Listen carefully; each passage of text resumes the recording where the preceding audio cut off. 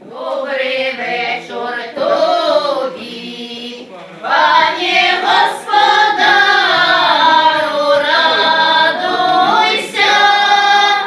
ой, радуйся, земля, Син Божий. У культурна-асветніцкім цэнтры «Вясковы рэнесанс» ажываюць біблейскія падзеі. Некалькі год таму тут нарадзілася свая батлейка. А першы спектакль па п'есе Мікалая Пракаповіча па матывах біяграфіі знакамітага на ўвесь свет ураджэнца гэтай вёскі Мікалая Тарасюка пабываў нават на міжнародных фестывалях. Чарговая пастаноўка – даніна памяці Фёдору Клімчуку, вучонаму, які нарадзіўся ў Драгічынскім раёне і ўсё жыццё збіраў і вывучаў моўную спадчыну сваёй малой радзімы. 15 год перакладаў новы запавет на заходнепалескі дыялект. Гэтай восенню Фёдора Данілавіча не стала, але вынікі яго працы працягваюць сваё жыццё. Колькі чытала, колькі я пасля былі рэпетыцыі, уже калі нарадзілася ідэя гэтай батлейкі, мне ўвесь час здавалася, што мои продкі мне гэта распавядаюць. Для мяне это было такі моцны штуршок. Чалавек, які 15 год аддаў захаванню сваёй мовы, но мы натхніліся і не маглі это не зрабіць. Мы это робім ад душы.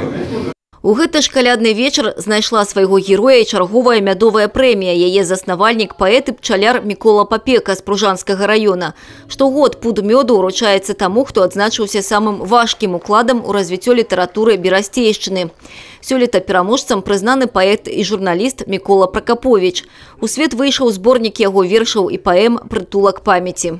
Яна не арыентавалася ні на прэміі, ні ўвогуле на нейкае там ужо архі якое-то слова ў паэзіі.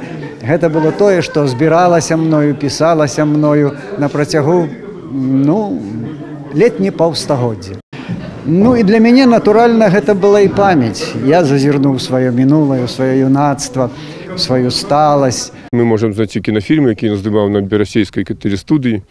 Гэта кінафільмы знятыя і пра мастакоў, і пра паэтаў, і пра літаратараў, і пра ганчароў, і пра цікавых людзей. Так што ён проста летапісец берасцейшчыны. Я маю гонар даць яму прэмію.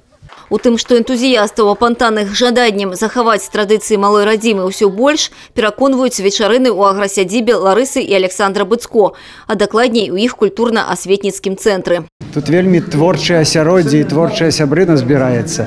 І сябе пачынаеш адчуваць творцам, чалавекам, які нешта можа, які на нешта здольны.